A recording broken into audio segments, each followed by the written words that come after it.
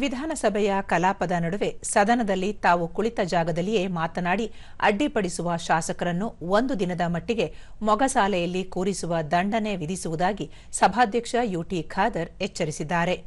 ಪ್ರಶ್ನೋತ್ತರ ವೇಳೆಯ ಬಳಿಕ ಉತ್ತರ ಕರ್ನಾಟಕ ಅಭಿವೃದ್ಧಿ ಕುರಿತ ಚರ್ಚೆಗೆ ವಿರೋಧ ಪಕ್ಷದ ಉಪನಾಯಕ ಅರವಿಂದ ಬೆಲ್ಲದ್ ಅವರಿಗೆ ಸಭಾಧ್ಯಕ್ಷರು ಅವಕಾಶ ಕೊಟ್ಟರು. ಈ ಹಂತದಲ್ಲಿ ಗಂಭೀರ ಚರ್ಚೆ ನಡೆಯುವಾಗ ಕೆಲವು ಶಾಸಕರು ತಮ್ಮ ಸ್ಥಾನದಲ್ಲೇ ಕುಳಿತು ಮೈಕ್ ಆನ್ ಮಾಡಿಕೊಂಡು ಮಾತನಾಡಿ ಚರ್ಚೆಗೆ ಅಡ್ಡಪಡಿಸುವುದು ಕಂಡುಬಂದಿದೆ.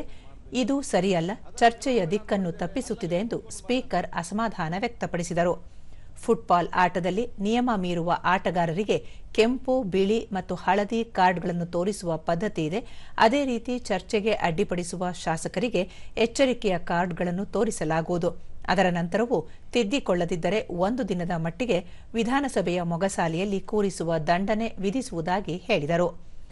ವಿರೋಧ ಪಕ್ಷದ ನಾಯಕರುಗಳ ಚರ್ಚೆಗೆ ಅಡ್ಡಿಪಡಿಸುವ ಸಚಿವರಿಗೆ ಯಾವ ಶಿಕ್ಷೆ ಎಂದು ಸದಸ್ಯ ಬಸನಗೌಡ ಪಾಟೀಲ್ ಯತ್ನಾಳ್ ಪ್ರಶ್ನಿಸಿದರು. ಸಕಾರಾತ್ಮಕ ಮತ್ತು ಅಭಿವೃದ್ಧಿಶೀಲ ಚರ್ಚೆಗೆ ಎಲ್ಲರ ಸಹಕಾರ ಅಗತ್ಯ ಎಂದು ಸಭಾಧ್ಯಕ್ಷರು ಹೇಳಿದರು. ಅಧ್ಯಕ್ಷರೇ, ಕೆಲವೊಂದು ಸಚಿವರು ಮಾತನಾಡುವಾಗ ಅಡ್ಡಡ್ಡ ಮಾತಾಡ್ತಾರೆ, ಅವ್ರಿಗೇನು ಶಿಕ್ಷೆಯನ್ನು ವಿಧಿಸ್ತೀರ? ಅದನ್ನೂ ಒಂದು ಪ್ರಕಟಿಸ್ಬಿಡ್ರಿ ಇಲ್ಲಿ. ಓಕೆ, ಈಗ ನಮ್ಗೆ ಹೇಳಲಿಕ್ಕೆ ಬಹಳಷ್ಟು ಇರ್ಬೋದು, ನಾನು ಒಂದು ಹೇಳಿಕೆ, ಆದ್ರೆ ಈ ಬೇರೆಯವ್ರು ಮಾತಾಡುವ ಕೇಳಿದ್ರೆ ನಮಗೆ ತಿಳ್ಕೊಳ್ಳಿಕ್ಕೆ ಕೂಡ ಬಹಳಷ್ಟು ಇದೆ ಅಂತ ನಾನು ಹೇಳಲಿಕ್ಕೆ ಬಯಸುವಂತ. ಅದು ಕೇಳಿ.